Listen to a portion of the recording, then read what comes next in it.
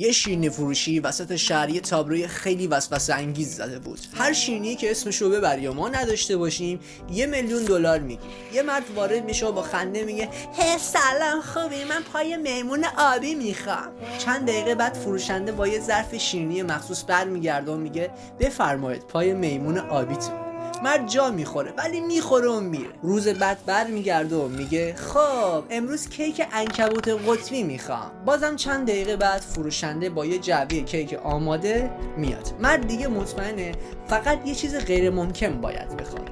روز سوم با اطمینان میگه سلام خوب هستین، لطفاً کرسان قلب فرشته برام بیارید.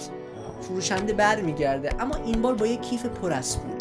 مرد با خنده میگه هه میدونستم که همچین چیزی ندارید. فروشنده آروم جواب میده نه اتفاقا داریم، فقط فرشتمون امروز مرخصیه. اگه از این داستان خوشت اومد منو دنبال کن که داستان بعدی رو از دست ندی.